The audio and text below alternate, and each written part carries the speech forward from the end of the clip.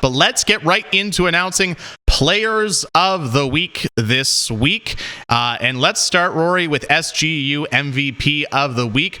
This one coming from the Yorkton Terriers, Pavel McKenzie. 4 goals, 3 assists, and even though that was in 3 games played, he got it all in 2 games played, both against the Melville Millionaires over the weekend.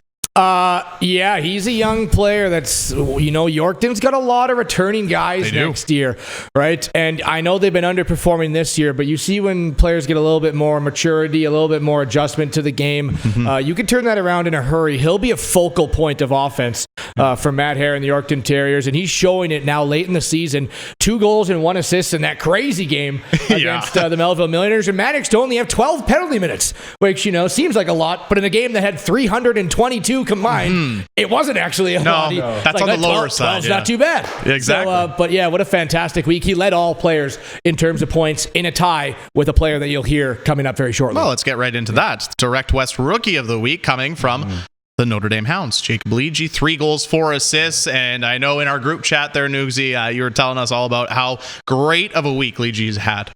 Yeah, I mean, he's having a great last, 2-3 weeks, really. He's got 13 points in his last 7 games, and that's even bigger considering, Will Dawson just hasn't been healthy. And I don't know how many, 18 younger first-line centers there are in the SJ, maybe Brett Butts on Yorkton. There's maybe the other one, and those are 2 phenomenal young hockey players. But, yeah, Jacob, at the right time, the Hounds needed some offense to survive, I guess, at this point, and he was able to score against Weyburn. You got a 4-point night there, and 2 against Estevan last time out. So, Jacob's just been phenomenal. And everything that Brett Pilkington has asked him to do this year on and off the ice, he's done, just kept getting better, and can't wait to see how good that kid's going to be. So congratulations to Jacob Leege. That's also his second time winning Direct West Rookie of the Week this year.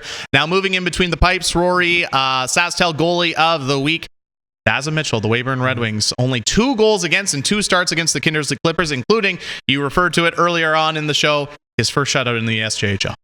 Yeah, and we knew that Weyburn needed someone to shore up that maybe slight bit of panic with the way the trajectories were going. And Weyburn only managed to score 5 goals in 2 games, but they won them both against the Kindersley Clippers. Big props to Daza Mitchell. You look at a couple of his last games, a shutout, so 1,000 save percentage. The game before 933, the game before 917. A little bit of a rough one in Notre Dame, but before that, a 949. I know Battleford is a powerhouse. It's looking like these 2 teams will meet up, but you get a hot goaltender in the final 5 starts of the playoffs, they're like, okay, well, hey, they're believing a lot in Daza Mitchell, and that really is the main proponent, as Newsy talked last week, that and special teams, to making an upset. You look at Battleford's PK2, it's 8th place in the league, but Daza Mitchell is adding a little interest to a first-round series that many people think will probably be a write-off. Mitchell plays like this, it's going to be close. Well, and that's the thing we've always talked about, even off-air, when it comes to the SJHL playoffs this year, is if any team gets a hot goalie, anything can happen, and obviously Daza Mitchell can pull that off as well. And finally, Super U Defenseman of the Week. Noogsy, we're going back to the Notre Dame Hounds. Sam Kroon, 1 goal, 4 assists, and no bigger, obviously, than that goal he scored against the Weyburn Red Wings with 30-some seconds left to secure the win. Yeah, a lot of, I don't know if maybe it was the only game in the SJ that night or something, but a lot of people seemed to tune into the end of that game. It was a wild we tuned finish. in for you, Noogsy. Well, that's very kind and a big-time lie. But anyway, Sam Kroon, 29 seconds left. He scored the 2 biggest goals for Notre Dame the last 2 years now, I guess, if you include that one, to win it at the death against Weyburn. And I got to tell you, Sam's numbers offensively haven't been the same as they were last year. But, with Jared Sitch especially not being healthy in 2023, he's really gritted up Sam Kroon. He's really matured. He's had a lot of very raw partners to play with this year. He's been really, really great. So I'm really happy to see him get rewarded. Offensively, he teed up Vinny Palmerine for Vinny's absolute cannon as well in that game against Weyburn.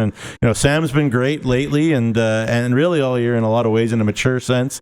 And just really a big reason why the Hounds are still somewhat alive. Well, if it wasn't for that goal, there would be an X beside the Red Wings name. So hugest goal of the season so far to keep those hopes alive. 100%. So in recap, SGU MVP of the week, Pavel McKenzie, the Yorkton Terriers, 4 goals, 3 assists. SaskTel Goalie of the Week, Daza Mitchell, the Weyburn Red Wings, just the 2 goals against in 2 games, so a 1 goals against average, 2 wins, and his first shutout in the SJHL. Direct West Rookie of the Week, Jacob Ligi of the Notre Dame Hounds, 3 goals, 4 assists.